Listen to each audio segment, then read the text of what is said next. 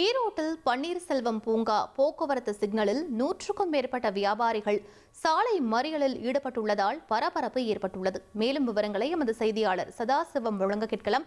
சதாசிவம், என்ன காரணம்? வியாபாரிகள் வைக்கக்கூடிய கோரிக்கை என்ன? வணக்கம். அதாவது ஈரோடு மாநகராட்சிக்கு உட்பட்ட ஸ்மார்ட் சிட்டி திட்டத்தின் கீழ் பழமை வாய்ந்த அப்துல் கனி மார்க்கெட் என பண்ணக்கூடிய ஜவுளி சந்தையை புதுப்பிக்கும் வகையில் ஒருங்கிணைந்து ஜவுளி வணிக வளாகம் கட்டப்பட்டது. இந்த கடையில் முறையாக வாடகை செலுத்தி 350க்கும் மேற்பட்ட வணிக நிறுவனங்கள் செயல்பட்டு வருகிறது.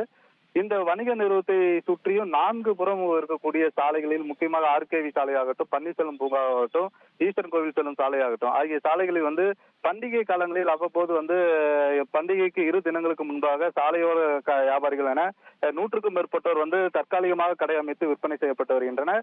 இந்த விற்பனையின் காரணமாக தங்களது ஜவுளி வணிக வளாகத்திற்கு வரக்கூடிய மக்களின் கூட்டமானது குறைந்த அளவில் வரக்கூடியதாகவும், அதே போல அதிக அளவில் வாடகை செலுத்தி கடையை நடத்தி வரும் நிலையில் வியாபாரம் பாதிக்கப்படுவதாக ஜவுளி வளாகத்தில் இருந்த வியாபாரிகள் பலமுறை மாநகராட்சி அலுவலகத்திற்கும், ஆணையாளருக்கும், மேயருக்கும் உட்பட்ட சம்பந்தப்பட்ட அனைத்து அலுவலர்களுக்குமே தகவல் தெரிவித்தனர் இந்த சம்பவம் குறித்து.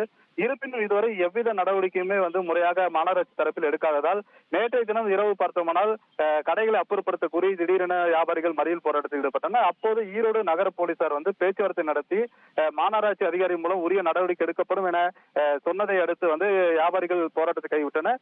இந்த நிலையில் பார்த்தோம்னால் தற்போது மீண்டும் அதே நிலை தொடர்ந்ததால் கோபமடைந்த ஜவுளி வியாபாரிகள் 100க்கும் மேற்பட்டோர் பன்னீர்செல்வம் பூங்காவில் உள்ள போக்குவரத்து சிக்னல் முன்பு மறியல் போராட்டத்தில் ஈடுபட்டனர். தொடர்ந்து அந்த பகுதியில் இருந்த அரசு பேருந்து சிறைப்பிடித்து போராட்டத்தில் ஈடுபட்டனர். அப்போது அவர்கள் தெரிவிக்கக்கூடிய புகார் என்ன இருக்கிறால், மாநகராட்சி அதிகாரிடம் இது குறித்து சாலையோர வியாபாரிகள் குறித்து பலமுறை புகார் தெரிவித்தும் இதுவரை எவ்வித நடவடிக்கையும் எடுக்காததால் தங்கள் அதிக அளவில் டெபாசிட் வைப்பு தொகை செலுத்தியும் அதே போல மாதந்தோறும் வாடகை செலுத்தியும் வியாபாரம் நடத்தி வரும் நிலையில் போதுமான வியாபாரம் இல்லாததால் நஷ்டத்தை சந்திக்கும் நிலை இருப்பதால் இது போன்ற தீபாவளி பண்டிகைகளும் இதே நிலை தொடர்வதால் இதுக்கு முற்றுப்புள்ளி வைக்க வேண்டும். அதே போன்று வரும் பண்டிகை காலங்களிலும் இது போன்ற சாலை வியாபாரிகளை அனுமதிக்க கூடாது என வியாபாரிகள் கோரிக்கை வைத்தனர். இதனால் மாநகராட்சி அதிகாரிகள் அவரிடம் நீண்ட நேர பேச்சுவார்த்தை நடத்திய பின்னர் உரிய நடவடிக்கை எடுக்கப்படும், இனி வருங்காலங்களில் இது போன்ற நடவடிக்கை பிரச்சனை இருக்காது என தெரிவித்த பின்னர் வியாபாரிகள் போராட்டத்தை கைவிட்டனர்.